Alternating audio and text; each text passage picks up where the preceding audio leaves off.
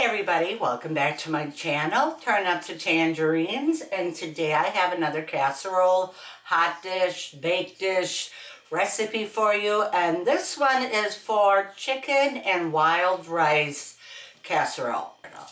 To stretch my grocery bill back when I was a single working mom, and this is another one that I make quite often. So, if you'd like to join me in the kitchen, let's get started on making chicken and wild rice casserole. Another classic old-time recipe that I'm sure you will enjoy. Okay, the first thing we're going to do to make our chicken and wild rice casserole is we're going to melt this butter, about 2 tablespoons of butter, in my skillet here. And this recipe can easily be doubled. Right now I'm making a single batch because it's just for my husband and I. But years ago I used to double up on everything. And that's what I used to make. So, that's for a 3-quart casserole dish if you double it.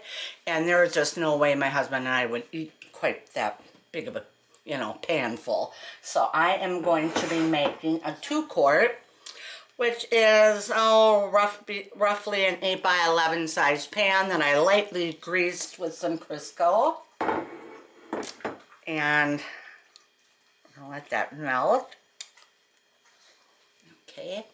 And then in this pan here, I already cooked this up. Everything is pretty much pre-done before you get this assembled, except for the butter and sauteing the onions and celery in the melted butter here. That's about the only thing you have to do, and then you just assemble it all in the pan and put it in your casserole dish, and you're pretty much good to go. In here is 1 package of long grain and wild rice mix, and that's just made with water and a little bit of butter.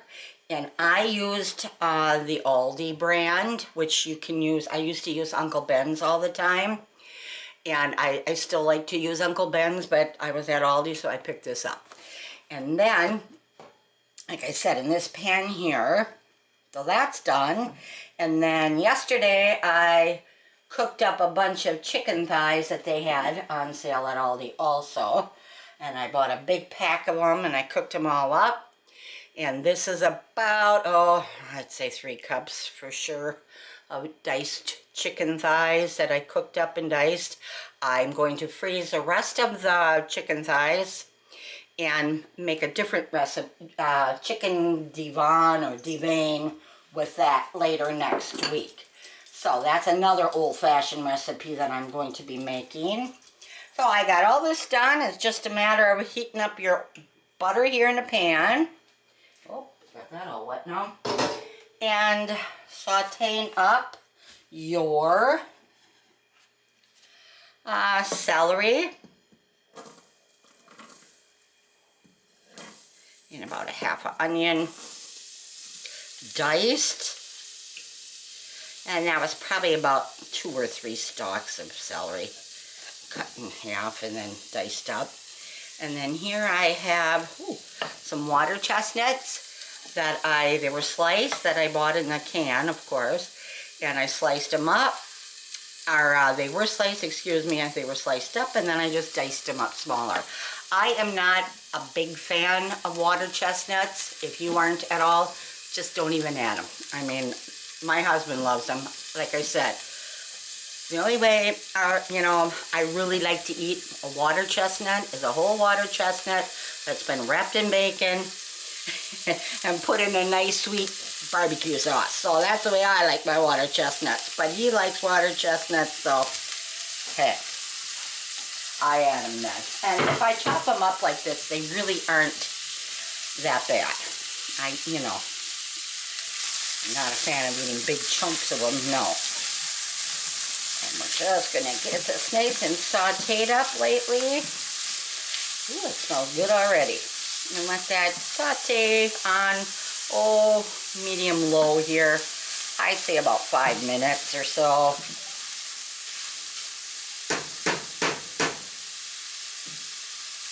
I'm going to lightly salt this. I don't have to add too much salt. Just a little bit. And I'm not even going to add any pepper because the rice, the long grain and wild rice has a lot of seasonings in it, and I like to use, like I said, the original. I mean, they have so many different kinds out nowadays. When I used to make this for my family way back when, I mean, there was only one kind, and that was original. So now I just buy everything original, you know. And then I'm also going to be using 1 can of cream of mushroom soup.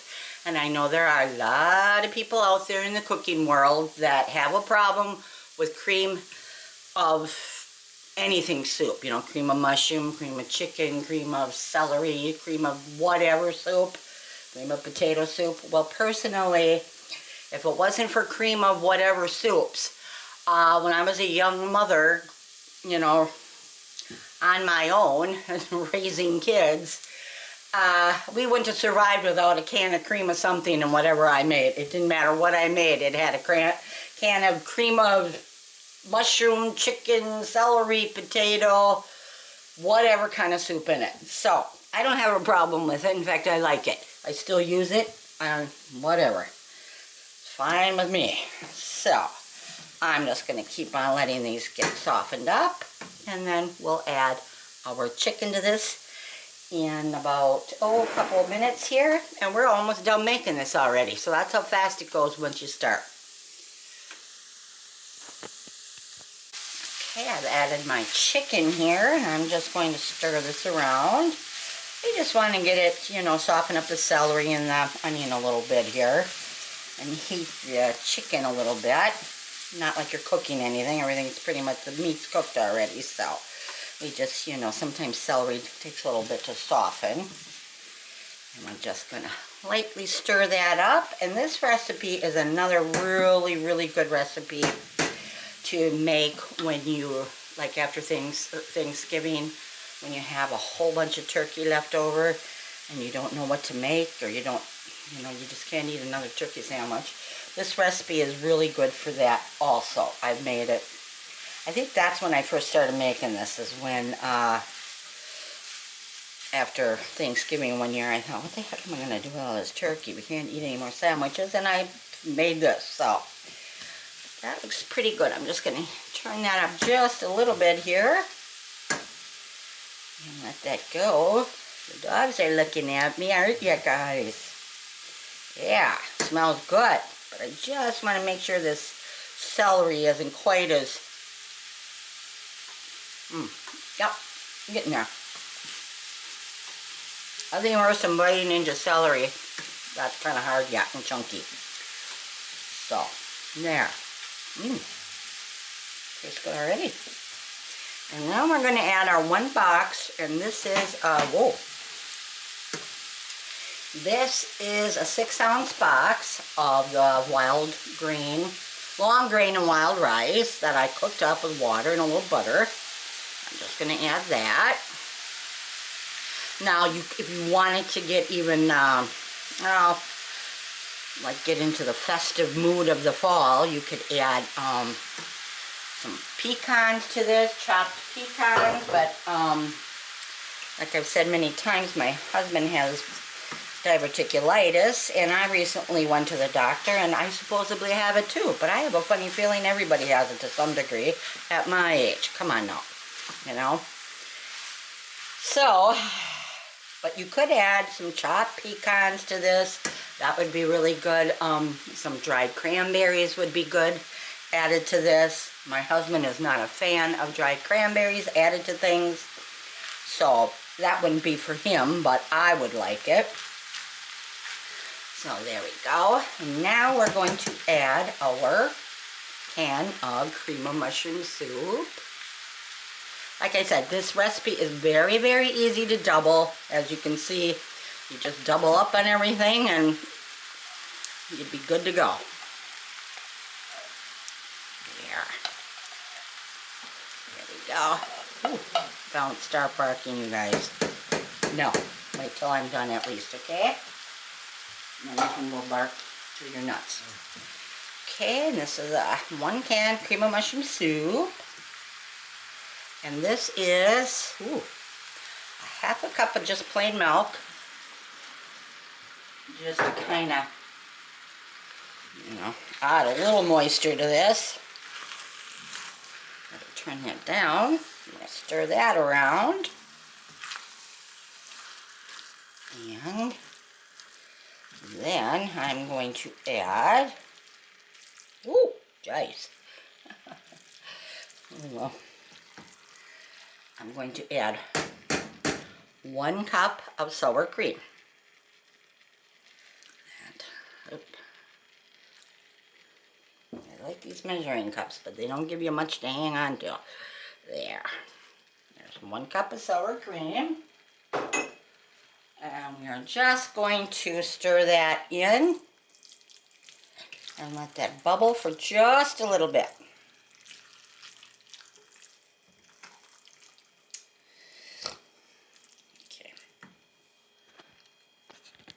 Okay, I'm just letting it bubble here a little bit and stirring in my sour cream. And doesn't that look good? I think it does. Now, just kind of stir all that in good. And then I'm going to be adding about, 2 to 3 cups, I guess, of shredded sharp cheddar cheese, white sharp cheddar cheese. And I buy this at Aldi's. I've seen it other places, but it's called Cabot, and I do believe it's from Vermont. Yes, yes. Cabot Creamery in Vermont, and this is the brand. I have mentioned this brand before. This is some seriously sharp, good cheese. If you've never tried it before, pick some up. You won't be disappointed.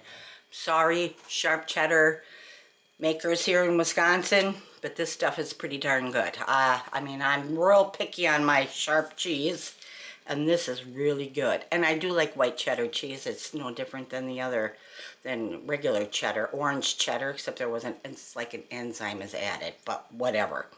But this is some good cheese. If you see any of this, pick some up, give it a try. You will like it. I guarantee you. So, here we go. But yeah, I love it. And I think we'll add a little bit at a time here, since my pan here is getting a little full. Yeah, we'll sprinkle the rest of that on top in a minute. And I'm just going to lightly stir this in. Turn my burner off. And then I'm just going to pour it right into my pan here. Then I have trying to get as close to the stove here as possible. Without, ooh, that's heavy. And there we go. Now that's a nice fall dish. And like I said, it is perfect to make with leftover turkey. Perfect thing to make. Let me see if I can get you just a tiny, teeny bit of closer here. Yeah, this is it here. And then what I'm going to do, ooh, yum. Nice and cheesy hot. And then I'm going to put the rest of my cheese on top of there. Nice and cheesy. Just let that melt on top.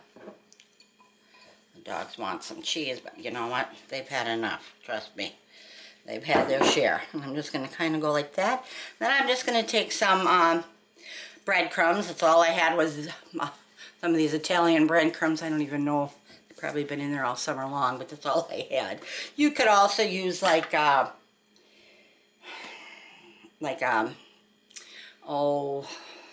Townhouse crackers or Ritz crackers or buttery crackers of some kind, smashed up and then dotted with butter. You could do that also. But I don't have any of those either in my cupboard, so I had to go with these, which is fine. I love a graham cracker. I like those too, a graham cracker crust, but I do love a buttery cracker topping on stuff. But, let it go this time. There. And then we're just going to pop this in the oven at 350 degrees. Just until the cheese is bubbly or melted and bubbly and the whole casserole is bubbly. It's pretty much cooked and good to go, but I will take it out in about 30 to 35, 40 minutes. So there you go. Chicken and wild rice casserole.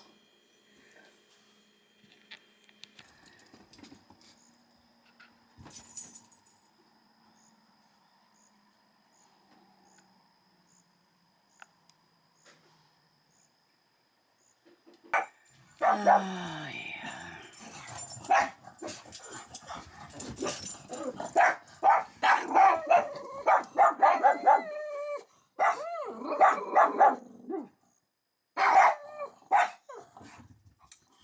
Okay, guys.